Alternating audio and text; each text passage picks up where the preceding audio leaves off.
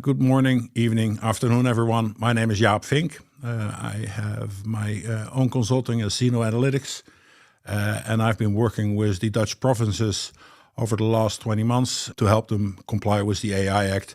And I want to share kind of the approach and some of the things that we've learned along the way.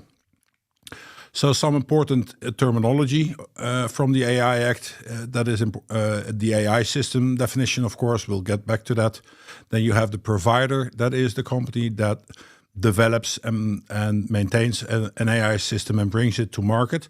Or it is a company that actually uses somebody else's system under their own label. And there are some other variations on that. So you need to actually check, are you a provider or are you only a deployer? A deployer is a company that uses an AI system that is provided by somebody else. And in some cases, you're both. Conformity assessment is something new, but you need to actually check if you have a high-risk AI system. We'll get to that. You need to check if its conformity with the AI Act. A substantial modification is very important because if you do a substantial modification to your system, you might get additional requirements that you need to comply with, especially if it is a system that exists today but changes after the 2nd of August 2026. Then we have the general purpose AI model and general purpose AI systems. I won't be going too deep into these, but those are kind of the ChatGPTs, the Geminis, the Llamas, the IBM Granites, etc. So the models and systems that can be used in any situation and are for a general purpose. The only thing that you need to know that you could be a downstream provider. If you incorporate the functionality of one of those models or systems in your system, you might run the risk of becoming a GPI provider. So you will need to be aware of that. Most of you will know that there's a risk classification. So I'll skip the prohibited practices and I'll go straight into high risk and limited risk. So the high risk AI systems are the safety components in products that are specified in Annex 1 or they're used in application areas. And the limited risks are the systems that you interact with people or are intended to interact with people. As provinces, we looked at, okay, where do we have any exposure, right? Critical infrastructure, because we're doing a lot on roads and dikes and bridges, etc. In employment, of course, because we do a lot in recruitment and selection, but also on job sites for our regions. And then access to essential services, because we provide subsidies, and we also have permits for building and other types of projects. And then there are already, in the limited risk category, there are already some chatbots in use, and there's plans to develop more. So basically we will need to look at those as well. Then looking at the definition of an AI system from the AI Act, if you read it, you will see it has 7 criteria, but effectively only 2 are used. Is it machine-based, which is a non-brainer? Does it infer something?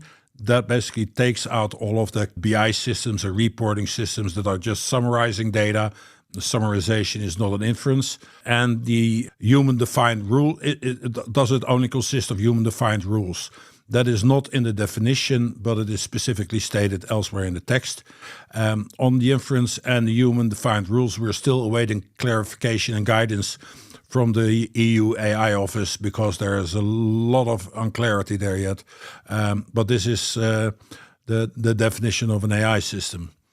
So we made an inventory to make sure that we know, okay, where do we have exposure? Where do we already have systems that we might kind of need to look at?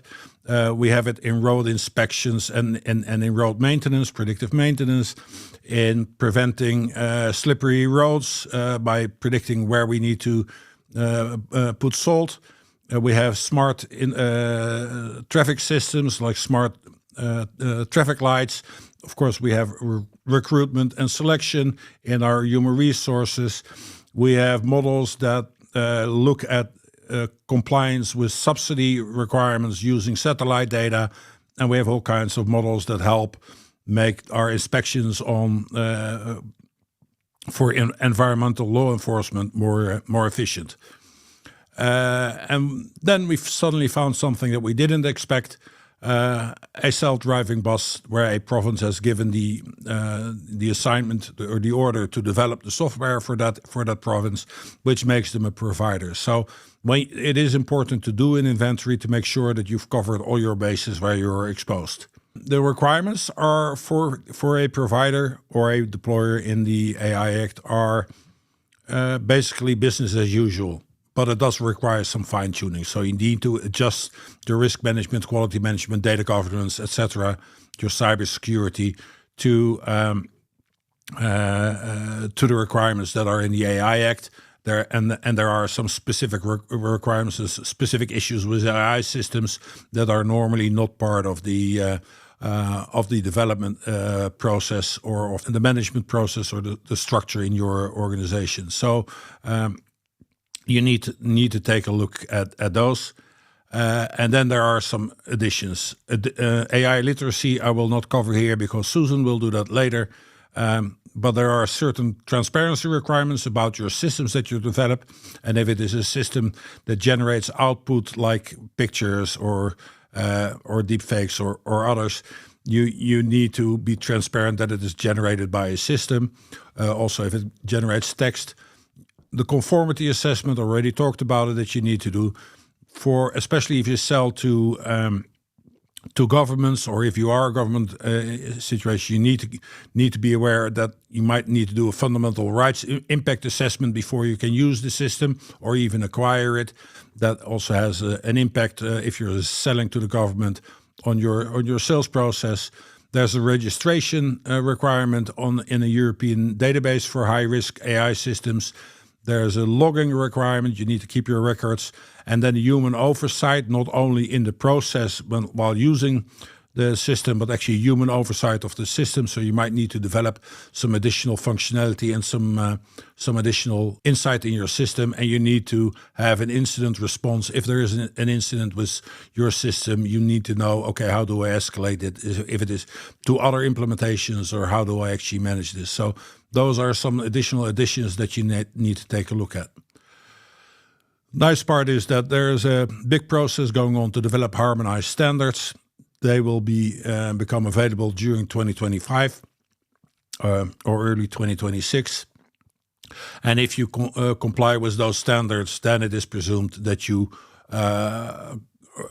are in conformity with the requirements. So looking at those harmonized standards and maybe working with software improvement group to look at that in your processes, you might actually get a good way of doing your conformity assessment. For the Dutch government, we of course have more laws that we need to follow. And we had some scandals in using algorithms and AI in the Netherlands by the Dutch government. So the Dutch government has developed a framework basically to help governments be responsible in their use of AI and algorithms. It incorporates other laws, the AI Act, of course, but also the GDPR and some national laws and regulations and some specific ones for government agencies. And it also provides some practical advice. And then the registry to be transparent of what we use to the Dutch citizens and Dutch society. Those are kind of ways that you can actually do it internally as well. So you might want to take a look at it and see if you can reuse some of it. The timeline for the provinces. So February 2 is already covered for the prohibited AI practices, and for the AI literacy, Susan will go into it deeper, but basically you need to have started. August 2nd this year, GPI models and systems need to be compliant, but there I will skip that. August 2nd, 2026 is the big date. All systems that go to market after this date need to be compliant if they're high-risk systems.